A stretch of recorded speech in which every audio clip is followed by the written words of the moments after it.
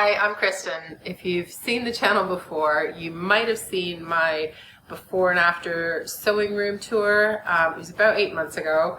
I completely overhauled my home office and sewing room space, which is all in the same room, and solved a whole bunch of problems. But there were still a few things that were kind of niggling.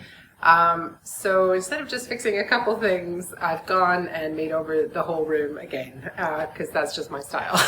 So I'll show you what it was like before, what I've changed it to, and kind of, why I think it's going to work better. So I hope you enjoy it. I've decided to redo my sewing craft room again. If you've seen the first video, the before and after sewing room tour, you might know what I'm talking about.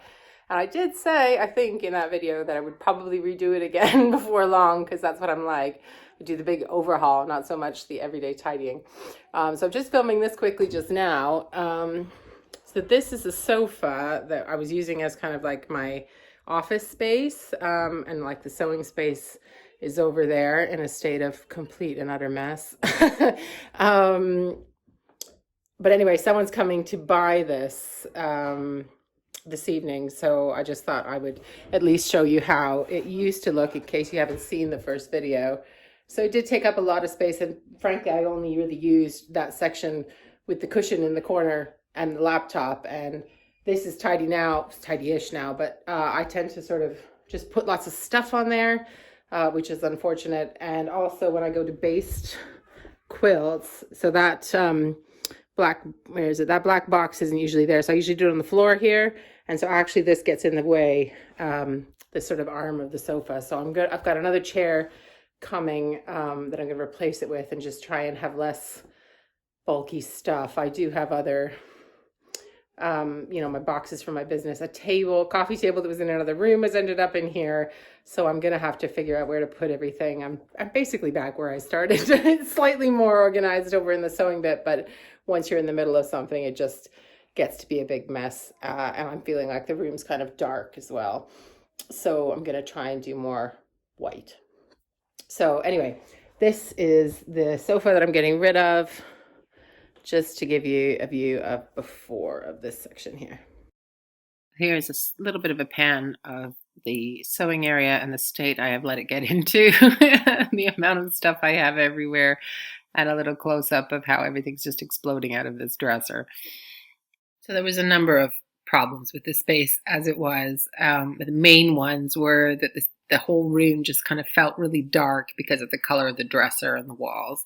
And also there just wasn't the correct place for everything. So that to kind of encourage me to keep it more tidy. So probably the most dramatic change that was made was to move the dresser that was there that was holding my fabric and other crafting supplies up to my husband's study. So I emptied it out, hauled it up the stairs, and now it's being used for his papers and things. And I got these Billy bookcases from IKEA. I built them completely myself in an evening, so it's not as hard as it sounds. There's a corner unit, which is really just like 3 of the small ones, plus a little bracket thing, and one of the larger units there. And what I decided I wanted to do was have a lot of different spaces for works in progress. So whips, if you use that kind of terminology, and also to divide things into smaller buckets and smaller boxes and things, so that I can find things more easily and not be sort of rummaging around through great big drawer. I had these, if you saw the first video, I had like 3 drawers in the dresser that had like a whole bunch of stuff in them. So for example, there would have been one drawer that would have had all of this stuff, the toy hardware, the clasps, keychain fixings, Velcro, stuff like that. I kept my boxes that had where I put a bit of wallpaper in the front of the clear boxes just to make them a bit prettier. And I'll show you where the bigger ones went. They used to be piled on top of the dresser, which made them really, really messy. So with the old dresser, I had the fabric, see if you can angle it so you can see it here, folded by color in the same way that I do here. And actually I've just basically picked it up and put it into the bookcase the same way it was folded before. So I might fold it a bit differently now that the shelves are wider eventually. But anyway, but the issue I had with keeping that tidy was that You know, you're kind of pulling fabric out, trying it out for things, and then I would shove it back into the color area. So I might just like shove a bit of pink fabric up there, and then it would just all be sort of falling all over. And then eventually I'd go and fold it all, but like I wasn't doing it as often as I should. So what I've done is got myself a basket. Can you see this? This basket. And the idea is that I'll shove the fabric that I'm decided not to use or I'm finished with in here, and then I'll take it all out and fold it when it gets full, as opposed to shoving it all in the shelves all the time. So I'm hoping that's going to work better for me. I've got these kind of containers. I think they're from Wham. I think that's the brand name. I'm not affiliated or anything. If I could find a link, I'll put it in the description, but I'm not sure. I bought it at like a sort of a discount store. So I've got them filled with my different threads, 2 of them, zippers. This is like my crumbs, and adding machine tape for those scrappy strips you might have seen me do. And then I've got my magazine files made from cardboard boxes cereal boxes for patterns and things. So some of this is just the same as it was before, but it's just everything's slightly bit better organized. So I've got like a shelf for, let me try and angle this down, for fleece, for backs of quilts. I've got one shelf for Essex linen, which I found like a couple of scrap bags, so I bought that. So that's like a to-do project, but I haven't started on that. I've got my duvet covers, old duvet covers that I'm gonna cut up and use for quilt backs. Can you see those? Yeah. And the great thing, of course, about the IKEA bookcases is you can adjust the shelves. So I've got all my Aki quilt dies there, including the really tall strip cutters. The small Go Me is there, and then the bigger cutter is down there with my other sewing machine. And then these, I've got sort of buckets for, so this one is like clothing that I'm supposed to be mending and works in progress. And then these shelves that are like extender things that give you sort of almost like a second shelf. Each one is going to be for a different project. And then some of these boxes that actually close, again, are going to be for different projects. So I've got my son's 2 quilts that they're working on in their own boxes. The farmer's wife quilt that I'm slowly working on is in there. And just a few other bits and pieces. So this one's empty. This is just a shoe box that I was going to cover, actually. So I've got a few empty spaces that don't have anything in, which I think is good, because otherwise I'll just be trying to find somewhere to shove everything. So I mean, obviously it always looks better when it's organized, and am I going to keep it that way? But you can stay tuned and see. So as you can see, the table is still, that I use for my sewing, is still an old dining room table. I am thinking about getting maybe a specialist sewing table where you can kind of make it into a flatbed. But anyway, that's a project for another day. And I'm also thinking of making some sort of a design wall in behind there, but for now it's just same old stuff I had in there from before. So the other big change is over here. So if you've seen my previous video, you'll have seen all the boxes of my stock because I also have another business where I sell baby gifts.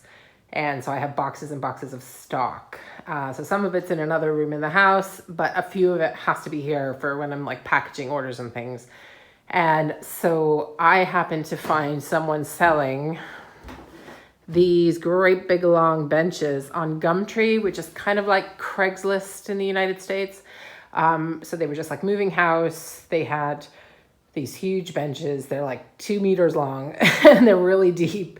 So it's storage inside there and you can sit on it. So I've managed to clean up all of that stuff that was just cluttering up my room. And it's also where I'm storing all my batting, quilt batting as well. So there is a 19-meter roll of batting in there, plus all of my stock stuff. So, and she was actually selling 2 of them. So now one of my sons has a ginormous toy chest in his room because it was a really good deal. It was a total drama getting them delivered and upstairs and stuff, but I think it fits really well in the space. The next big change is my fabulous pink chair, which I'm in love with. So before that, I had like an L-shaped IKEA sofa bed. And all I did was like pile stuff on the end of it, which I didn't need. I just need one comfy seat to just kind of do my computer work in. I don't want to sit at an uncomfortable desk. So I found this chair on a website that sells like furniture that's been slightly damaged. So there was like a little, I don't even think I can show it to you on the camera, but somewhere down by the leg, there was like a little imperfection. That's what word I'm looking for. Imperfection in the fabric. So they were selling it at this big discount. And I was like, oh, that looks nice and bright. And one of the things about the room was I was thinking it was a bit dark with the paint color I've chosen. So rather than take the time to paint the whole room, I bought a ginormous pink chair. Anyways, but it's super comfy and it definitely takes up less space. And we didn't need that great big sofa in here. So my sort of office printer area has remained the same. Here we had a TV where all those boxes are. It was just like on an arm sticking out of the wall, but I never used it. So we unscrewed that, and that is where I have fit all of those boxes that were sitting on top of my dresser before. So this is stuff like my English paper piecing, shirts, what else have I got? Ribbons, all sorts of stuff like that. Quilting magazines and books and things up there. Some quilts. And I think that's Christmas presents for the kids in that wicker basket. And there's a couple of drawers in this sideboard on the other side. Great big cabinets that has all my like jeans and denim, as well as like upholstery fabric. So like thicker stuff. So that's where everything has fit. So I'll do a little pan of the room so you can see everything.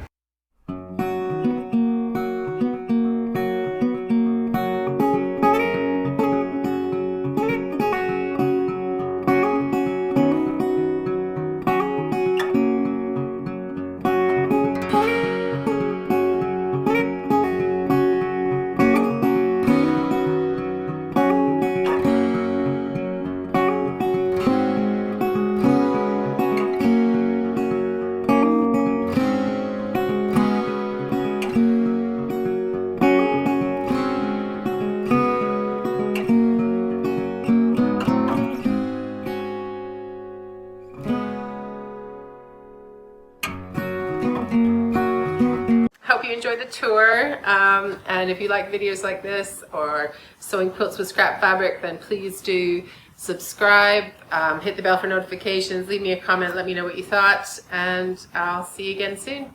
Thanks for spending time with me.